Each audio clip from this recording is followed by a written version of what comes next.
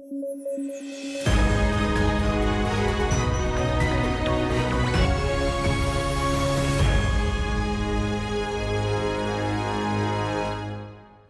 News at 9 programme में आपका स्वागत है। मैं हूं अमृत उपाध्याय। आइए जल्दी से देखें आज की हेडलाइन। कोविशील्ड के साइड इफेक्ट को कंपनी ने स्वीकारा। पहली बार यूके के कोर्ट में किया स्वीकार। रेयर केस में हो सकती है ब्लड क्लॉटिंग। आलोक शुक्ला को मिला Goldman environment prize. Green Nobel के नाम से मशहूर है अवार्ड। हसदेव वनों को बचाने में निभाई भूमिका। और चीन ने बनाए पाकिस्तान के लिए सबमरीन।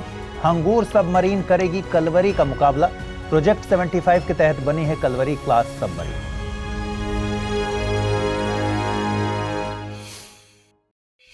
आइए खबरों की शुरुआत करें। कोविड महामारी का दौर दुनिया शायद ही कभी भूल सके। एक ऐसा वक्त जिसमें लोगों ने अपने करीबियों को बेवक्त दुनिया से जाते देखा। लोग अपने सगे संबंधियों के अंतिम वक्त में उन्हें देख तक नहीं पाए। लॉकडाउन के चलते शहरों से गांवों की तरफ बड़ी संख्या में पलायन हुआ।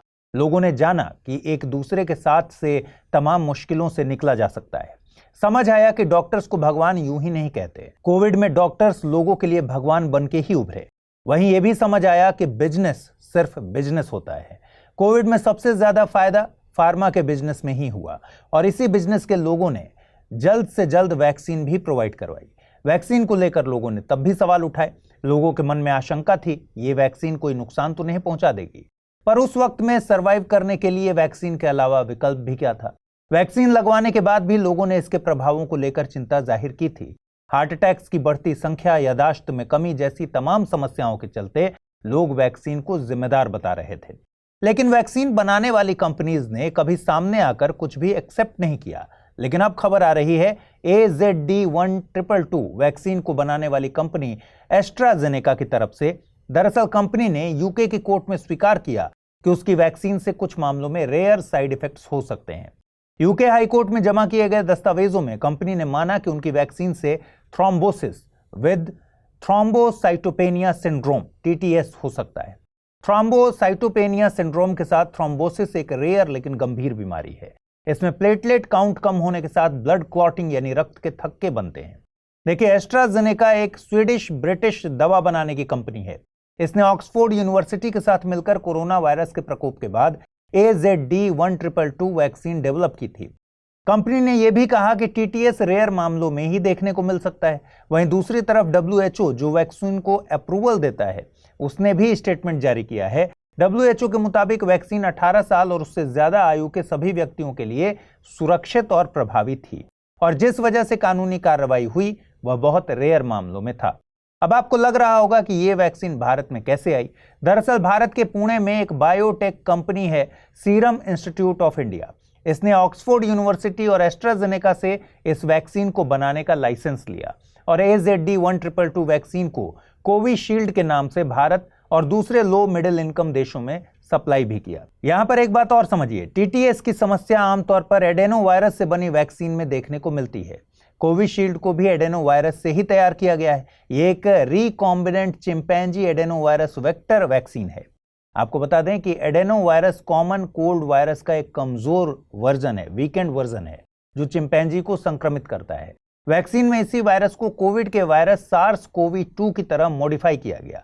यह इस तरह से जेनेटिकली मॉडिफाइड होता है कि यह ह्यूमन बॉडी में रेप्लिकेट नहीं करता। मतलब यह कि एडेनो वायरस को वैक्सीन में कुछ इस तरह से इस्तेमाल किया गया है कि कोविड के वायरस की तरह बिहेव करे। जब इसे बॉडी में इंसर्ट कराते हैं तो कोई बीमारी नहीं होती, लेकिन जब बॉडी में वैक्सीन के तौर पर इंसर्ट कराया जाता है तो यह इम्यून सिस्टम को एंटीबॉडी बनाने के लिए प्रेरित करता है और जब कोरोना वायरस का संक्रमण होता है तो यह एंटीबॉडी एक्टिव होकर वायरस का मुकाबला करते हैं। चीन की तरफ कोई एक्टिविटी हो और उसका भारत पर प्रभाव न पड़े, ऐसा शायद ही कभी हुआ हो। अभी हाल ही में चीन ने हंगूर क्लास की पहली सबमरीन लॉन्च की है। भारत के लिए चिंता की बात यह है कि इस सबमरीन को चीन ने पाकिस्तान के लिए तैयार किया है। यह सबमरीन भारत की कलवरी क्लास सबमरीन्स को टक्कर देगी। चीन द्वारा ऐसी 8 सबमरीन तैयार की जानी है, उनमें से ये पहली है। इन सबमरीन्स को पाकिस्तान की नेवी ने साल 2028 तक शामिल करने के लिए कहा है। चीन द्वारा बनाई गई इस हंगूर क्लास सबमरीन के बारे में जानने से पहले हम सबमरीन के बारे में कुछ बेसिक बातों को समझ लेते हैं। देखिए, सबमरीन एक वाटरक्राफ्ट है जो कि अंडर वाटर ऑपरेशन करने में सक्षम होती है अंडर वाटर रह के ऑपरेशन करने का मुख्य मकसद क्या होता है? मकसद ये होता है कि सबमरीन की लोकेशन का आइडिया दूसरे देशों को न लग सके। दुनिया के सभी देश अपने वाटर्स में सबमरीन्स को इंडक्ट करते हैं। ये सबमरीन्स समुद्री सीमा की चौकसी करने के अलावा खतरे को डिटेक्ट कर लेती हैं। स्टील के एक घर की तरह पानी के अंदर रहने वाली सबमरीन्स के क्रू मेंबर की लाइफ भी बड़ी टफ होती है। चीन द्वारा तैयार की गई हंगोर क्लास सबमरीन चीन की type 039A yuan class submarine का एक्सपोर्ट वेरिएंट है। मतलब यह कि चीन में यही सबमरीन युआन क्लास के नाम से जानी जाती है। ये एक डीजल इलेक्ट्रिक अटैक सबमरीन है। इनमें इलेक्ट्रिक मोटर होती हैं जिसे चार्ज डीजल इंजन के जरिए किया जाता है। इसके अलावा हंगोर सबमरीन में 6 21 इंच टॉर्पीडो ट्यूब हैं। एंटी शिप मिसाइल्स को लॉन्च करने की इसमें क्षमता है। साथ ही ये बाबर 3 सबसोनिक क्रूज मिसाइल भी कैरी करती है। इसकी रेंज 450 किलोमीटर है। अटैक सबमरीन्स दूसरी सबमरीन्स को डुबोने के मकसद से तैयार की जाती हैं। अब एक बार भारत की कलवरी क्लास और हंगोर क्लास सबमरीन की तुलना करके देख लेते हैं। आपको बता दें, भारत में प्रोजेक्ट 75 के तहत 6 सबमरीन्स तैयार की गई हैं। इन्हें कलवरी क्लास सबमरीन के नाम से जानते हैं। इसके लिए तकनीक अक्टूबर 2005 में हुए एक समझौते के तहत फ्रांस द्वारा साझा की गई है। इन 6 सबमरीन्स में INS Kalvari, INS Khanderi, INS Karanj, INS Vela, INS Vagir और आईएनएस वागशीर तैयार की गई हैं। अगर साइज की बात करें तो Hangor class submarine Kalvari class submarine से बड़ी हैं। इससे क्या फर्क पड़ेगा? देखिए, आकार का सीधा असर क्रू मेंबर्स की लाइफ पर पड़ता है। इसका मतलब है कि पाकिस्तानी सबमरीन के क्रू मेंबर्स पानी के अंदर ज्यादा आसान लाइफ जी सकेंगे, जबकि भारत के उनके मुकाबले पानी के अंदर टफ लाइफ होगी। आकार छोटा है तो स्पेस कम होगा। वॉशरूम से लेकर लेटने तक की सारी सुविधाएं सीमित हो जाती हैं। हालांकि नेवी के ही एक ऑफिसर के मुताबिक सबमरीन्स को बनाते वक्त इंसानी आराम का ध्यान सबसे आखिरी में रखा जाता है। सबसे पहले देखा जाता है सबमरीन में कौन कौन से इक्विपमेंट फिट किए जा सकते हैं। दूसरा डिफरेंस है एआईपी यानी एयर इंडिपेंडेंट प्रोपल्शन का। भारत की कलवरी क्लास सबमरीन्स में अभी इनबिल्ट एआईपी नहीं होता, जबकि हंगोर क्लास में यह फैसिलिटी है। जैसा कि मैंने पहले ही आपको बताया, किसी भी सबमरीन की सबसे ज्यादा खास बात यही होती है कि वो पानी के अंदर कितने वक्त तक बिना ऊपर आए सरवाइव कर सकती है। एआईपी से मतलब है कि डीजल इंजन से बैटरी को चार्ज करने के लिए वायुमंडलीय ऑक्सीजन की जरूरत नहीं होती। अब अगर किसी सबमरीन में एआईपी की सुविधा नहीं है तो उसे इग्निशन के लिए बार बार पानी के ऊपर आना होगा, जिससे वो दुश्मन की नजरों में आ सकता है। हालांकि भारतीय नेवी कोशिश कर रही है कि कलवरी क्लास सबमरीन में स्वदेशी तौर पर निर्मित एआईपी सिस्टम को इंस्टॉल किया जा सके।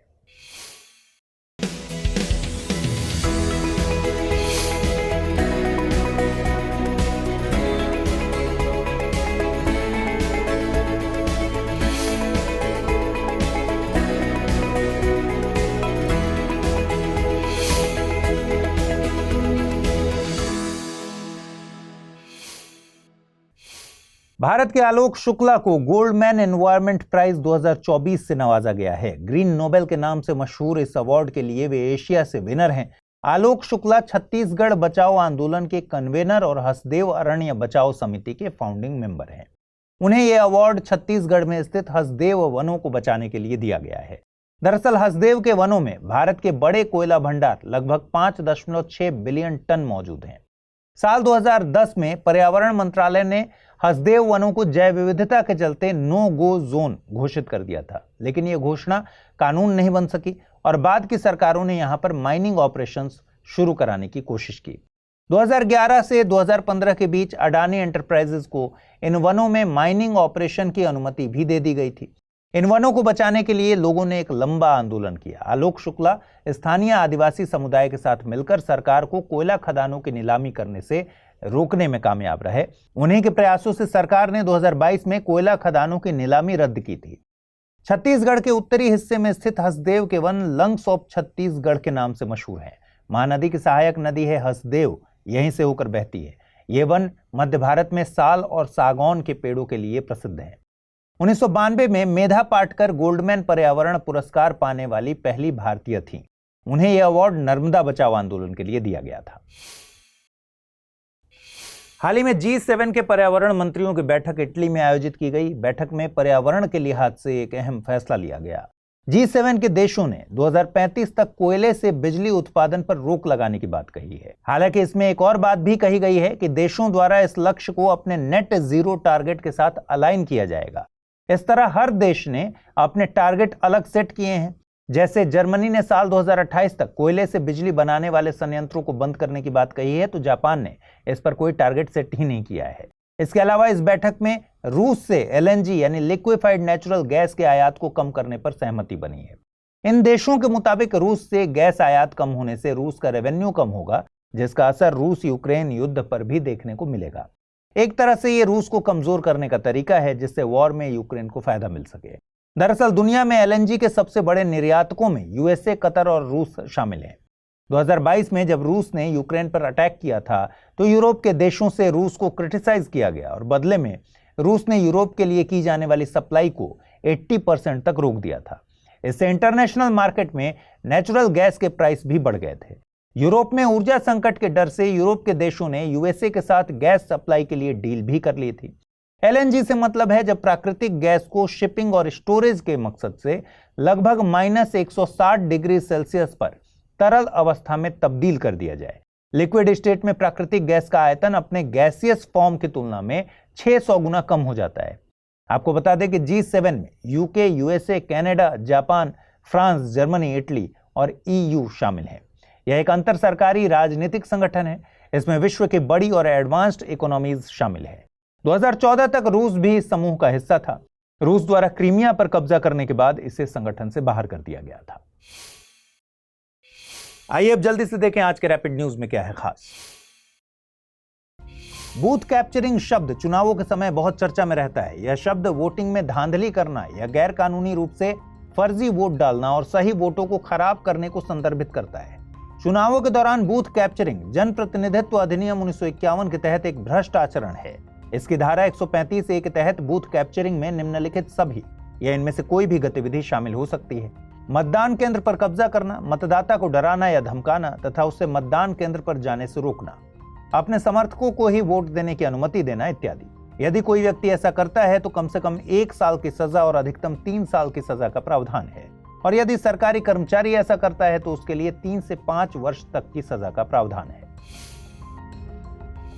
ग्रीन टैक्सोनॉमी एक फ्रेमवर्क है जो यह परिभाषित करता है कि पर्यावरणीय दृष्टि से टिकाऊ निवेश क्या हो सकते हैं, और यह बताता है कि कौन सी आर्थिक गतिविधियां और परिसंपत्तियां हरित या पर्यावरणीय रूप से टिकाऊ हो सकती हैं। यह कई मामलों में महत्वपूर्ण है, जैसे टैक्सोनॉमी ग्रीन वॉशिंग को रोकने में मदद कर सकता है, निवेशकों के निवेश निर्णय लेने में मदद कर सकता है, और इस तरह के निवेश टिकाऊ या हरित आर्थिक गतिविधियों और परिसंपत्तियों की ओर ले जाने में मदद कर सकते हैं। नीलगिरी ताहर के लिए तमिलनाडु सरकार ने 3 दिवसीय सर्वेक्षण शुरू किया है। इस सर्वेक्षण को शुरू करने के पीछे उद्देश्य नीलगिरी ताहर को बेहतर ढंग से समझना और इसे संरक्षित करने का प्रयास करना है। यह सर्वेक्षण भारतीय वन्य जीव संस्थान, world wide fund for nature और international union for conservation of nature जैसे संगठनों के सहयोग से हो रहा है। यह तमिलनाडु का राज्य पशु और दक्षिण भारत का एकमात्र पहाड़ी खुर वाला जीव है तथा पश्चिमी घाट की स्थानिक प्रजाति है। IUCN की रेड लिस्ट में इसे लुप्त प्राय प्रजाति में और भारत के वन्य जीव संरक्षण अधिनियम 1972 की अनुसूची 1 में जगह दी गई है। AI एंकर सना ने ग्लोबल मीडिया अवार्ड्स में 2 अवार्ड जीते। इन अवार्ड्स को इंटरनेशनल न्यूज मीडिया एसोसिएशन द्वारा प्रदान किया गया। यह अवार्ड समारोह लंदन के विक्टोरिया और अल्बर्ट संग्रहालय में आयोजित किया गया था। इसमें 43 देश विभिन्न वर्गों में प्रतिस्पर्धा कर रहे थे। इन विभिन्न प्रतिस्पर्धा में AI एंकर ने best use of AI in customer facing product और AI led newsroom transformation का अवार्ड जीता। यह AI anchor India Today group की है, जिसे मार्च 2023 में भारत की पहली AI एंकर के रूप में पेश किया गया था। एलिहांद्रा रोड्रिगेज ने मिस यूनिवर्स ब्यूनस आयर्स 2024 का खिताब अपने नाम कर इतिहास रच दिया। उन्होंने 18 से 73 वर्ष की आयु के 34 प्रतियोगियों से प्रतिस्पर्धा करते हुए ये खिताब जीता। इसके साथ ही 60 साल की उम्र में यह खिताब जीतने वाली वो पहली महिला बन गई हैं। दरअसल पूर्व में इस प्रतियोगिता में सिर्फ 18 से 28 वर्ष की महिलाएं ही हिस्सा ले सकती थीं, लेकिन सितंबर 2023 में मिस यूनिवर्स ऑर्गेनाइजेशन ने इन प्रतियोगिताओं में भाग लेने की इस आयु सीमा को हटा दिया था। RBI ने ETP यानी इलेक्ट्रॉनिक ट्रेडिंग प्लेटफॉर्म के लिए ड्राफ्ट फ्रेमवर्क जारी किया।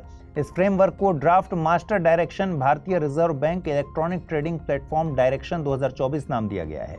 इस दिशा निर्देश के अनुसार ETP ऑपरेटर के रूप में मान्यता चाहने वाली यूनिट को न्यूनतम 5 करोड़ रुपए की कुल संपत्ति बनाए रखनी होगी। इसके अलावा हमेशा निर्दिष्ट न्यूनतम नेटवर्थ बनाए रखना होगा और इसे एक भारतीय कॉरपोरेशन होना चाहिए। यदि किसी नॉन रेजिडेंट के पास ऐसी यूनिट में शेयर हैं तो उसे विदेशी मुद्रा प्रबंधन अधिनियम 1999 के सहित सभी लागू कानूनों और विनियमों का पालन करना होगा। छठी एशियाई कैरम चैंपियनशिप को मालदीव में आयोजित किया जा रहा है। इस चैंपियनशिप में भारतीय खिलाड़ियों ने पुरुष और महिला डबल्स का खिताब जीता है। पुरुष डबल्स के फाइनल में भारत के मोहम्मद गुफरान और के श्रीनिवास की जोड़ी ने अपना कमाल दिखाया और मालदीव की जोड़ी को 25-15 और 25-16 से हराया। वहीं महिला डबल्स में भारत की आकांक्षा कदम और शाइनी सेबेस्टियन की जोड़ी ने फाइनल में भारत की ही जोड़ी को हराया। आइए अब जल्दी से देखें आज के बुलेटिन पर आधारित क्या प्रश्न बन सकते हैं। पहला सवाल है, एशिया के लिए गोल्डमैन एनवायरमेंट प्राइज 2024 से किसे नवाजा गया है? मेधा पाटकर, आलोक शुक्ला, रमेश अग्रवाल या फिर वंदना शिवा। अगला प्रश्न है, हंगोर क्लास को चीन द्वारा किस देश के लिए तैयार किया गया है? भारत, पाकिस्तान, तुर्की या फिर बांग्लादेश। आइए देखें पिछले बुलेटिन में मैंने आपसे क्या सवाल पूछे थे, उनके सही जवाब क्या है। पहला सवाल था, खबरों में रहा साल्मोनेला निरूपित करता है वायरस को, फंजाई को, बैक्टीरिया को या फिर एल्गी के एक प्रकार को। सही जवाब है विकल्प सी। अगला प्रश्न था, निम्नलिखित कथनों पर विचार कीजिए। भारत मिनरल सिक्योरिटी पार्टनरशिप का एक सदस्य है। भारत में लिथियम मिलने की पुष्टि जम्मू कश्मीर में की गई है। सही कथन या कथनों का चुनाव करना है। केवल एक, केवल दो, एक और दो दोनों, न तो एक न ही दो। सही जवाब है विकल्प सी, यानी दोनों कथन सही हैं। तो आज इस बुलेटिन में इतना ही। कल रात 9 बजे आपसे फिर से मुलाकात होगी।